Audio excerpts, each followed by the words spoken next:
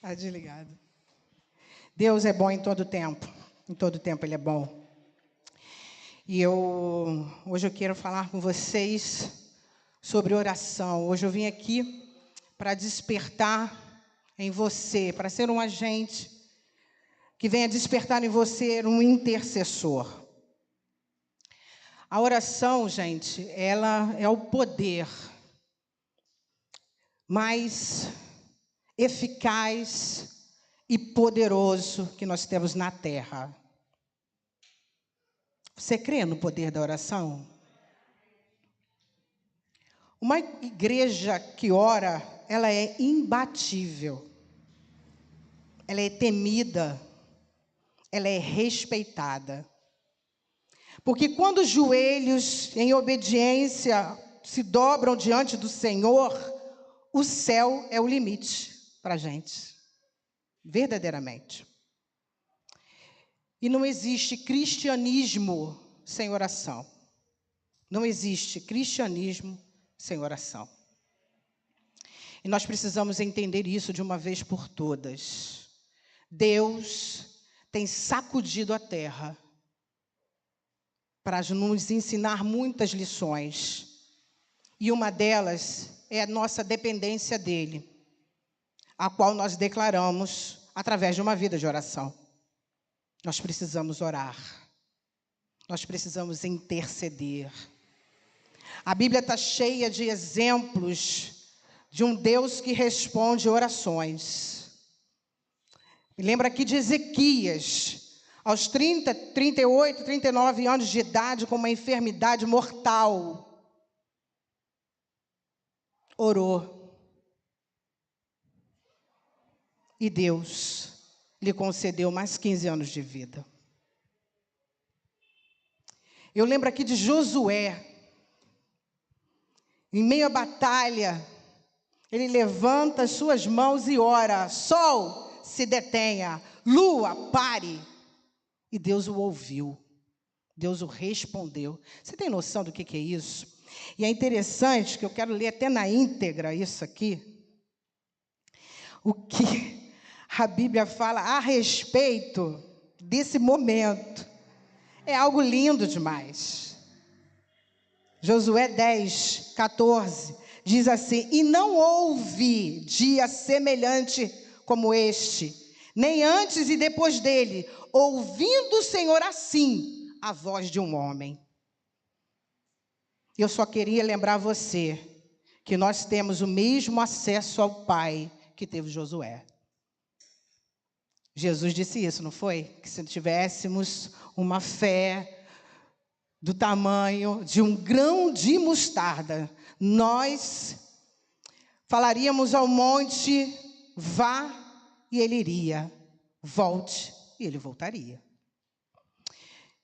Então, por que não vivemos uma vida operosa dessa maneira nos dias de hoje?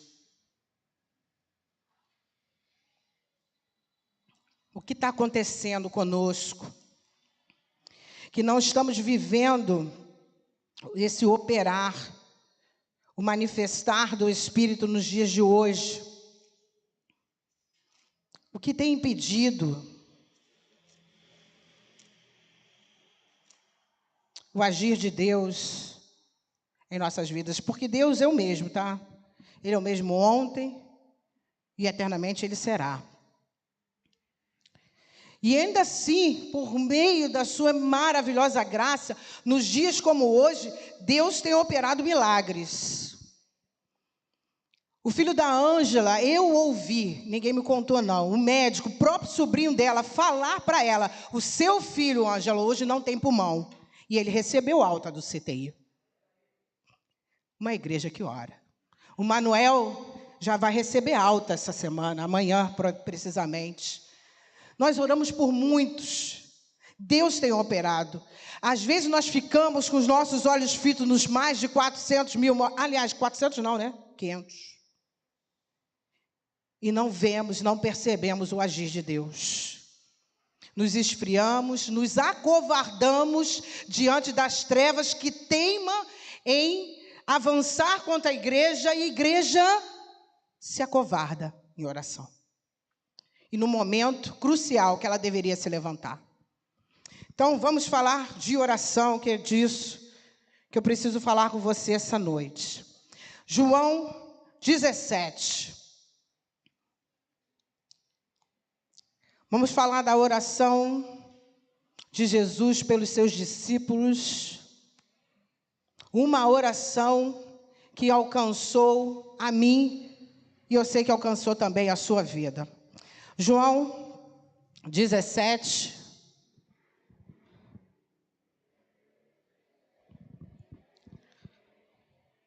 Amém ou misericórdia? João 17, capítulo 1, versículo 1. Diz assim: Jesus falou essas coisas e levantando os olhos ao céu disse: Pai, é chegada a hora, glorifica o teu filho para que também o teu filho glorifique a ti. Assim como lhe deste poder sobre toda a carne, para que dê a vida eterna a todos quantos lhe deste. E a vida eterna é esta, que conheçam a ti, só por único Deus e verdadeiro, e a Jesus Cristo a quem enviaste. Eu glorifiquei-te na terra, tendo consumado a obra que me deste a fazer. E agora, glorifica-me tu, ó Pai, junto a ti mesmo, com aquela glória que tinha contigo antes que o mundo existisse. Assim, manifestei o teu nome aos homens que do mundo me deste, eram teus e tu me destes e guardaram a tua palavra. Agora já tenho conhecido que tudo quanto me deste provém de ti, porque lhes dei as palavras que me deste e eles a receberam, e têm verdadeiramente conhecido que saí de ti e creram que me enviaste. Eu rogo por eles, não rogo pelo mundo, mas por aqueles que me destes, porque são teus. Pai, estamos diante da tua palavra.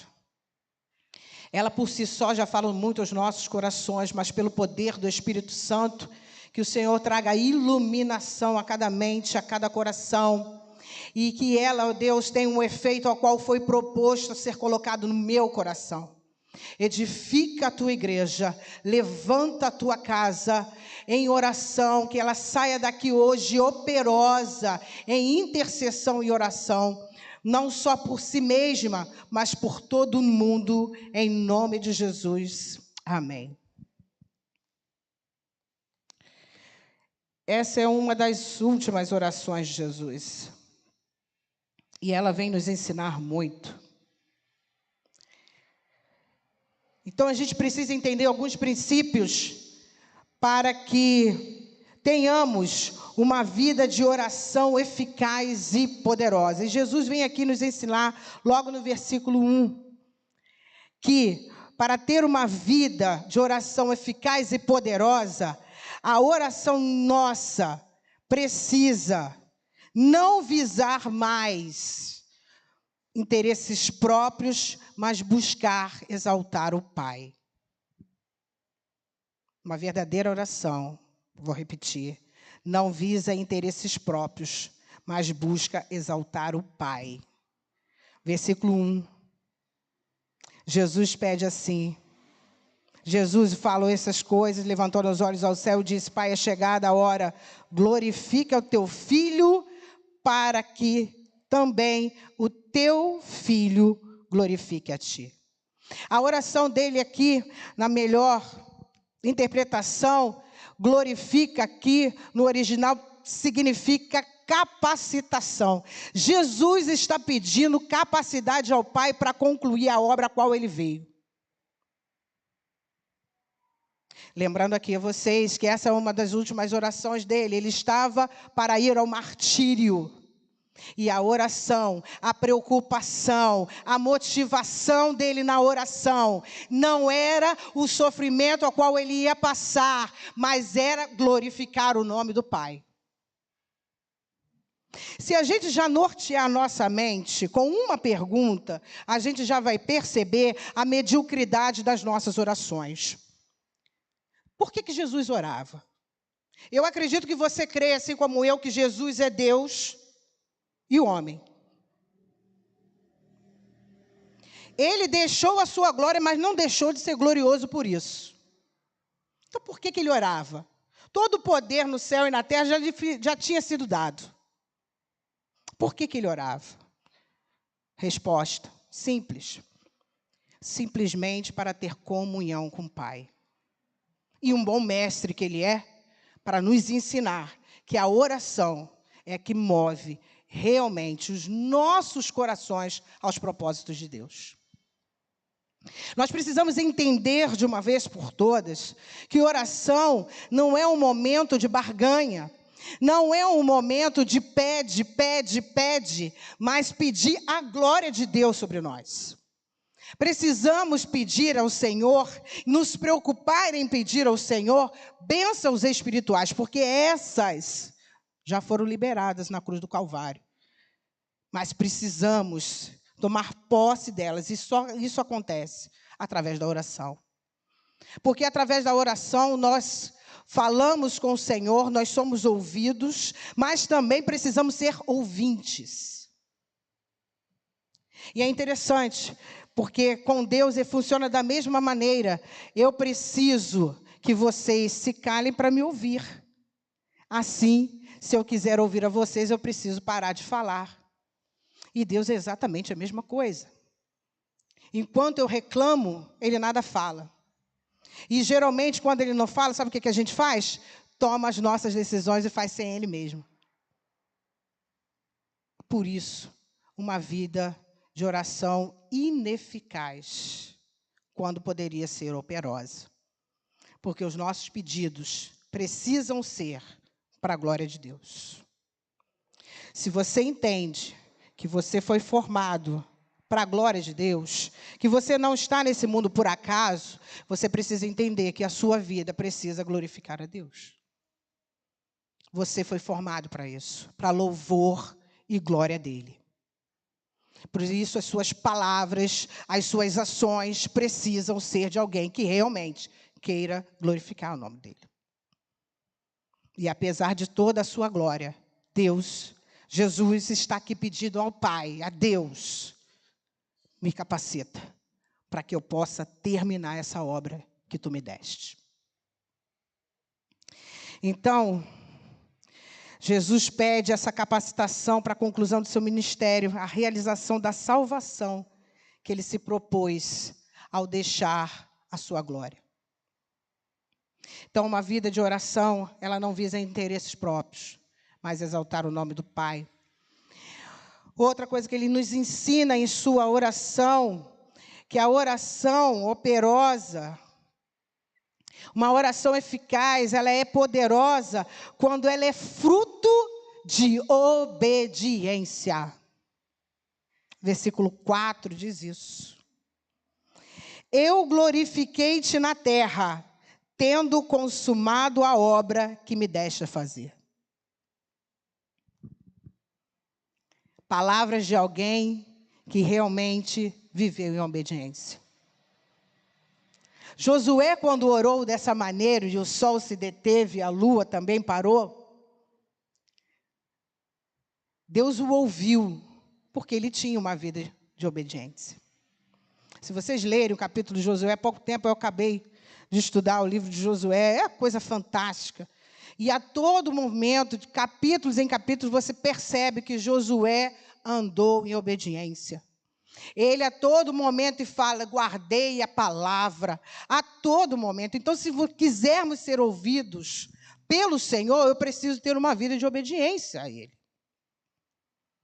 Não posso negligenciar com os princípios eternos. Hoje a gente ora pelo Brasil, oramos pelos nossos governantes, mas a igreja hoje, muitas vezes, cada um de nós negligenciamos com princípios eternos, os trocando por mentiras perecíveis. Coisas pequenas que nós negligenciamos, mas depois queremos o agir de Deus. Como diz aquele filme, nunca será. Não vai acontecer. Porque Deus opera, gente, até naquilo que você não vê. Por quê? Porque ele é fiel. Fiel que é a sua palavra. E uma vez que ele libera uma palavra sobre a sua vida, ela vai acontecer. Mas, se você estiver em obediência. Deus não mandou Josué orar dessa forma. Ele teve a ousadia de orar dessa forma. Porque a intimidade que ele tinha com Deus lhe dava autonomia e autoridade para fazer isso. Você quer ver outro? Eu acho fantástico. Exemplo de oração, Daniel. A gente fala tanto das covas da cova dos leões, como ele foi livre ali. Mas olha a disciplina e a constância de oração que Daniel vivia. 3 vezes por dia ele orava ao Senhor. Sai o decreto para matar todo o judeu, todo aquele que não estava se prostrando perante ao imperador, ao rei. E é interessante, sabe o que eu acho interessante nessa história? Que Daniel ele ora 3 vezes ao dia no mesmo lugar, numa mesma posição. Olha lá o texto. E aí fala o seguinte, que a janela estava sempre aberta. Quando sai o decreto, ele podia simplesmente fechar a janela. Mas ele continua no mesmo ritmo, na mesma constância. Ele não fechou a janela. Quantas janelas nós temos fechado? Dando desculpas. Quantas janelas nós fechamos para não sermos perseguidos, para não sermos criticados.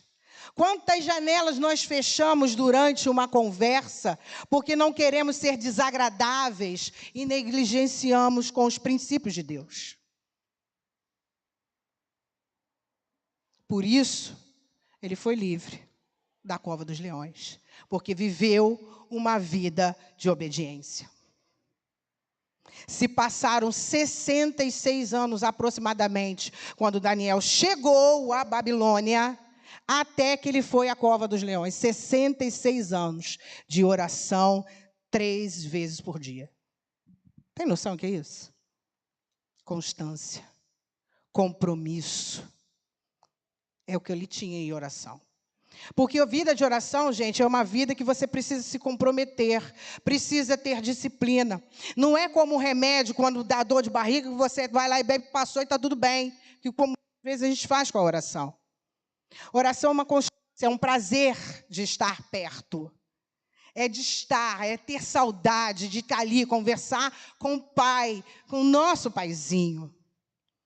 Não é um momento apenas de necessidade, mas relacionamento. Deus não vai operar de forma sobrenatural para quem o busca apenas no momento de necessidade. Às vezes, por graça e misericórdia, até ele faz, né? Porque ele é tão tremendo, extraordinário, que ele faz sim. Mas uma igreja que vai mudar o nosso país é uma igreja que ora e que obedece seus princípios. Nós precisamos nos comprometer com a verdade. Parar com esse negócio de achar que a mudança vai de fora para dentro. Não, é de dentro para fora. E quando eu falo de dentro para fora, eu falo da igreja para o Estado. Não é do Estado para a igreja, não. Nunca operou assim o Senhor. Os crentes, os martirizados, sempre operaram contra, sempre lutaram contra os princípios do Estado em oração, confessando a fé deles, testemunhando a quem servia. Não era em briga e guerra política, não, em oração. Precisamos nos levantar, guerrear como guerreiros, soldados de um general, em oração. Chega, basta, é tempo de interceder, é tempo de orar, falar menos e orar mais, é tempo, gente, não podemos mais. Hoje saiu uma reportagem que eu estava há pouco ouvindo ali, são coisas que estão chegando à nossa casa, Os nossos lares estão sendo invadidos. E qual é a posição? Hoje, uma propaganda do Burger King, depois você procura lá, usando crianças para falar de homossexualismo. Crianças dizendo que acha bonito homem com homem, mulher com mulher e tudo muito mais. Porque agora tem um tal de LGTB, que não sei o que lá mais, né? Porque eu já nem sei falar mais. Está dentro das nossas... Não vai chegar aos nossos lares. Aonde houver oração, não vai chegar. Mas aonde não houver, podemos ser surpreendidos, sim. Precisamos, ó Deus, precisamos, irmãos, nos levantar em oração. É tempo de orar, de se comprometer, de interceder. Interceder, sim, pelo nosso estado, mas, acima de tudo, pelas nossas vidas. Parar de flertar com o pecado e buscar a santidade sem a qual ninguém de nós veremos o Senhor, se assim não vivermos. É tempo de levantarmos em oração, de compromisso. A igreja tem passado, muitas vezes, vergonha. Temos sido achincalhados por uma mídia que a todo momento debocha da nossa fé. Debocha, porque realmente botar criança para fazer um tipo de coisa desse, eu vou falar um negócio para você, o limite já se perdeu. Mas e o temor do Senhor, aonde está?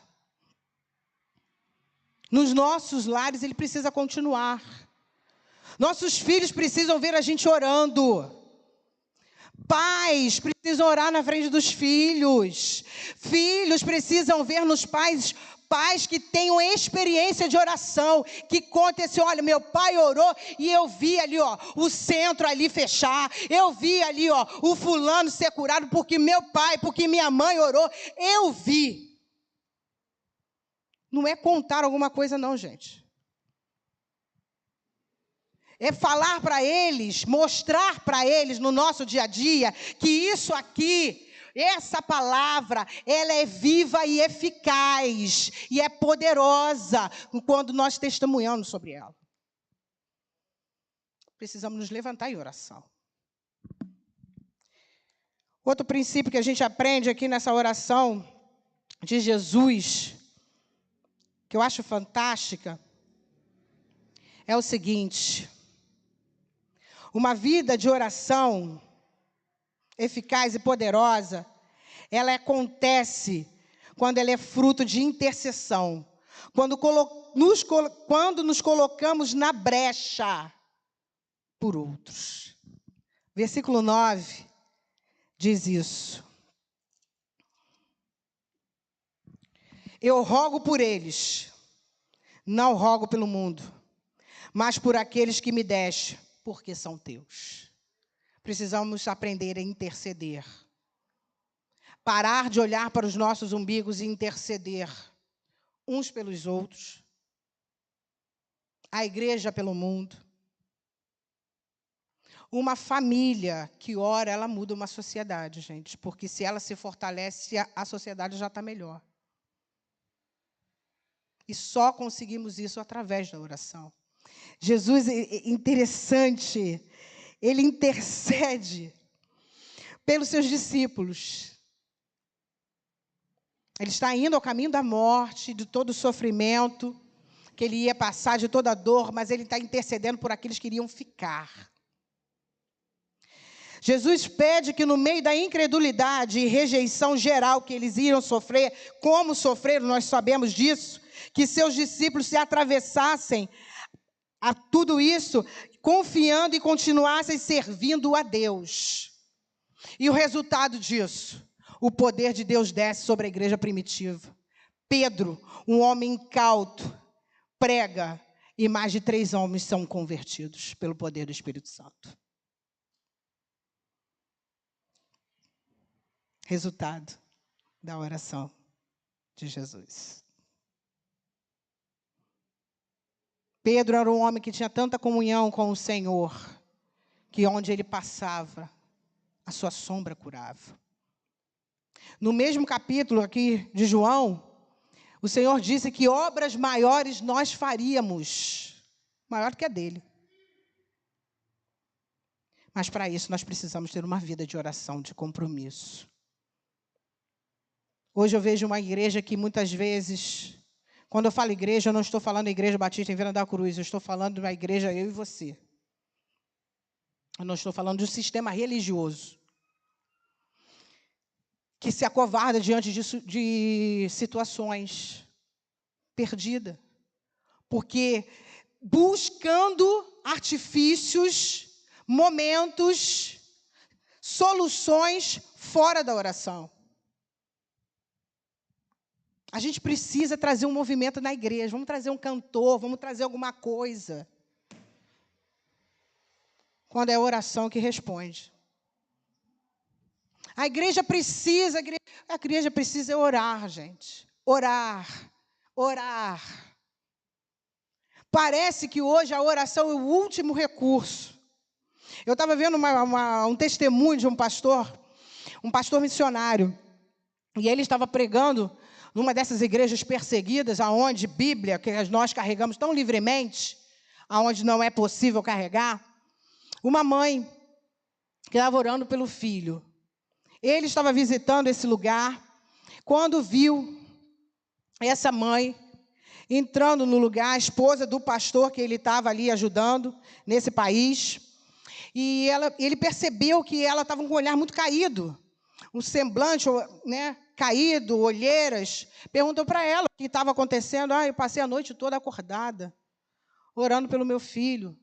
Estava com uma febre e tudo mais, um país de péssimos recursos financeiros. E ele pergunta, mas por que você não falou para mim? Eu pegava aqui o dinheiro, a gente levava ele no hospital. Aí ele lembrou, ela sorriu para o pastor. E ele falou, pastor, eu não posso levar meu filho para o hospital. Porque se eu for lá, colocar o nome dele, vão saber aonde mora, eles estão aqui perseguindo a gente. Mas olha, eu orei, olha, ele está ali, brincando do lado de fora. Resposta de do pastor brasileiro é, desculpa, você tem toda a razão, porque no meu país, quando a gente fica doente, primeiro a gente corre para o hospital, vem o médico, se não funcionar, e por satisfação à consciência, quando eu chego em casa, a gente dá uma orada. Primeiro a gente faz, depois a gente ora. Precisamos orar. Ezequiel 22, 30, fala que Deus procurou alguém que se colocasse na brecha. Deus procurava um intercessor para que se colocasse na brecha, mas que ele não encontrou. Susan Wesley, 19 filhos, orava todos os dias, pelo menos 1 hora. Os filhos já sabiam, quando ela fechava a porta do quarto, que ela estava orando. Foi a mãe do maior avivalista da história, John Wesley.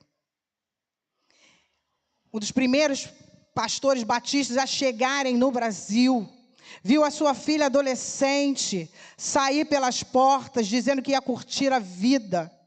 Esse homem, juntamente com a igreja, orou e essa filha voltou quebrantada, não só para o pai físico, mas para o pai espiritual. Quando uma igreja ora, o sobrenatural acontece. Quando a igreja é operosa em oração, o manifestar de Deus é fluente, é sem reservas, ele acontece. Cantamos aqui, nada tememos. Será que não tememos mesmo? Quanta coisa tem nos assombrado. Tanta coisa que tem nos acovardado. Isso é sinônimo que temos orado pouco. E temos orado por interesses materiais e não para a glória de Deus. Então, eu faço para você essa pergunta que está lá em Ezequiel 22, 30. E eu procurei alguém que se colocasse entre os muros para interceder por essa nação e não encontrei. Então faço a pergunta a você hoje, meu irmão. Será que Deus pode contar com as suas orações? Será que o Brasil pode contar com as suas orações, seus filhos, a tua família, o teu emprego, os teus vizinhos, os enfermos, a quem o Senhor pode contar com as suas orações? Se Deus tocou o seu coração para que você se comprometa com maior compromisso em oração, eu peço que você se coloque de pé para nós fazermos a oração juntos. Para intercedermos juntos pelos nossos lares, pelos nossos jovens. Se você se compromete em oração, que você se levante. Vamos orar pelo nosso país, pelos enfermos que ainda necessitam de um socorro espiritual, que você se coloque na brecha, que você se comprometa em oração, que Deus possa contar com você, onde Ele olhar os muros, assim como Ele olhou e viu os muros de Jerusalém, que você se levante como Neemias e restaure a dignidade da nossa família. Que você se levante como Neemias, que ficou 4, 6 meses orando, se preparando para reconstruir os muros. Que você seja o Neemias da tua casa, que você seja o Neemias do Brasil, do seu trabalho, do seu vizinho, daquele que não conhece a Cristo. Que Deus conta com você. Que você se levante em oração, em nome de Jesus. Pai, nós temos pouco orado ao Senhor, nós reconhecemos, ó Deus, que colocamos muitas vezes os nossos interesses diante do Senhor. Esquecemos, ó Deus, muitas vezes que fomos formados para a glória do Teu nome, mas buscamos interesses terrenos.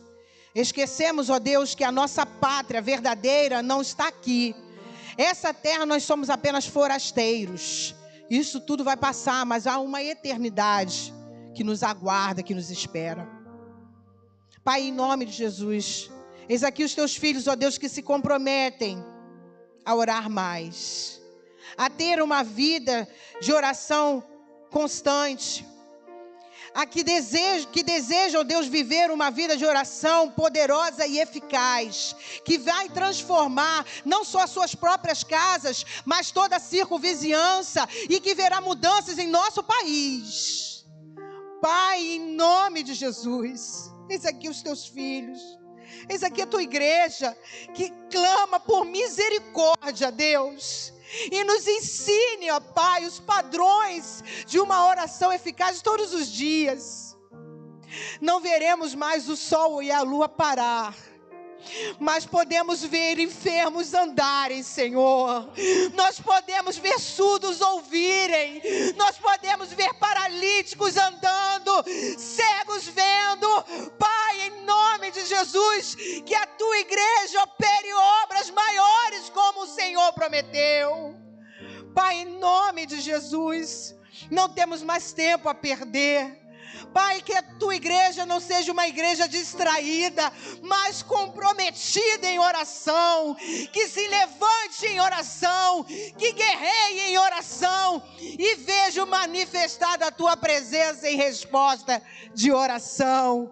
Assim como o Senhor respondeu a Ezequias, assim como o Senhor respondeu a Ana, assim como o Senhor respondeu a Paulo, Silas, cadeias espirituais caiam ao poder do nome de Jesus, porque aqui é uma igreja, Deus, que se compromete em viver em obediência, em santidade, e que não vai negligenciar com os Teus princípios.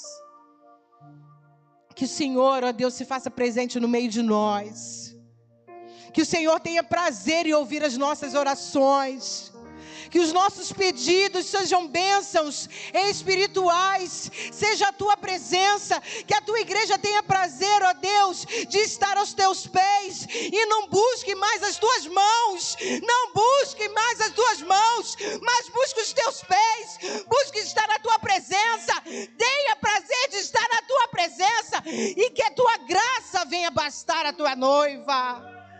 Pai, em nome de Jesus, desperta, Senhor, aquele que dorme. Santifica os nossos relacionamentos, ó Pai, ajuda-nos. Que a tua palavra nos inspire, nos direcione. Que os teus princípios, ó Deus, seja lei, seja mandamento e seja prazeroso a nós, não seja penoso. Pai, em nome de Jesus, e uma vida de oração poderosa e eficaz é uma vida que precisamos ter em obediência. Que quando o Senhor olhar os muros, ó Deus, e procurar alguém na brecha, que o Senhor encontre a Igreja Batista em Venda da Cruz, meu Deus. Que o Senhor encontre a cada um de nós. E a tua ira, Senhor, seja aplacada por vidas de homens e mulheres comprometidas e obedientes ao Senhor. Pai, em nome de Jesus, guarda, Senhor, a nossa juventude, que tem sido, ó Deus, invadida, tem sido pressionada pelas armadilhas desse mundo. Ó Deus, e sabemos, ó Deus, que eles só poderão vencer se tiverem uma vida comprometida de oração. Guarda os nossos filhos, guarda, Senhor, os nossos casamentos, guarda as nossas vidas no Senhor, que o esconderijo do Altíssimo seja o nosso lugar, para sempre, ó Deus. Que não sejamos, ó Deus, aqui apenas com emoção, mas que realmente a nossa razão esteja comprometida com o Senhor. Santifica-nos, ó Deus, pela Tua palavra, a Tua palavra que é a verdade. E assim como Jesus orava, ainda tendo todo o poder liberado sobre a vida dele, e orava para ter comunhão com o Pai, que nós possamos a cada dia orar ao Senhor, simplesmente para ter comunhão contigo, para estar na Tua presença. Que tudo isso venha nos bastar, Senhor, venha nos ensinar e nos bastar, com a Tua graça poderosa, em nome de Jesus. Amém. Domingo, gente, nós estaremos aqui às 8, às 10, às 9 horas tem EBD, tudo correndo normalmente, tá? E agora, que o Senhor os abençoe e os guarde. Que o Senhor faça resplandecer o seu rosto sobre ti e tenha misericórdia de ti. Que o Senhor levante o seu rosto e lhe dê a paz que excede a todo entendimento, e que ela venha a ser o juiz das nossas causas. Em nome de Jesus. Amém. Lembre-se, o culto aqui está encerrado, a reunião, mas que a tua vida seja um culto ao Senhor, em nome de Jesus.